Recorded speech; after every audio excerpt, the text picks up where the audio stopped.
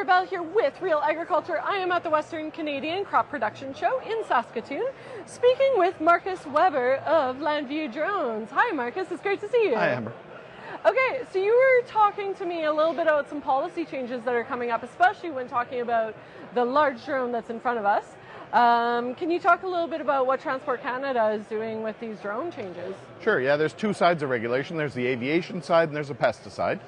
On the aviation side, Transport Canada really is enabling this. I'm not sure that agriculture is their primary focus on this, but all of the rules are changing. And you would have seen stories recently about beyond visual line of sight becoming possible, sheltered operations in cities becoming possible. So they're really starting to integrate drones into their airspace. And the good news for agriculture is they're creating a new category of drone. It's called a medium RPAS, medium remotely piloted aircraft system. And that'll be drones from 25 kilogram to 150 kilogram, which in rural operations can be piloted but with just an advanced certificate. So you'll no longer need the special flight operations certificate. You can just do it with an advanced. And that's really going to facilitate that. That change doesn't come into effect though until the fall of 2025. Okay, and Landview does primarily agricultural drones, correct? That's all we do, is just agricultural drones. Right, so what an impact do you see this making on farmers? Well, the second side of the regulatory regime is pesticide regulations, and frankly, most people want to be applying fungicides as their main first product, but also some insecticide potentially, or some herbicides even. None of those are approved yet.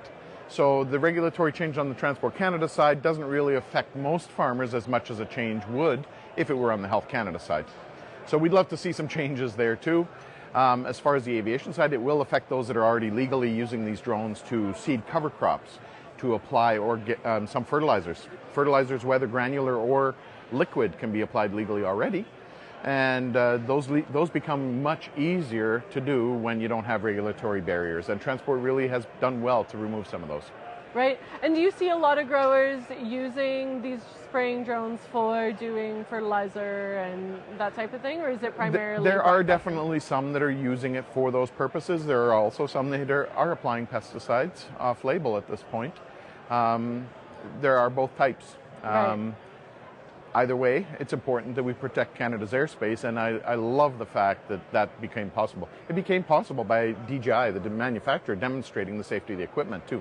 Right? There's a lot of documentation that had to be in place for that to become possible. Well, that's terrific. And do you have any advice for growers that are looking to maybe get into using drones on their operations? Oh yeah, we sell drones for every kind of operation on the farm. Spraying drones is relatively new for us. We've been doing this for 10 years. For the last 3 years, we've been selling spraying drones as well. Where I see a real fit is when you're applying to parts of the field, and that's where the other drones come in. So we use drones to create prescriptions, to just spot apply herbicides when we can legally apply those, or to spot apply fertilizers. Or the ultimate, we did some of this with my brother-in-law, doing some precision cover cropping where we're just applying to the parts of the field where nothing germinated, putting some cover crop on those parts of the field easily with a drone without trampling any crop. There's just so many uses for drones. Well, that's incredible. Thank you so much. And that was Markus Weber on Real Agriculture.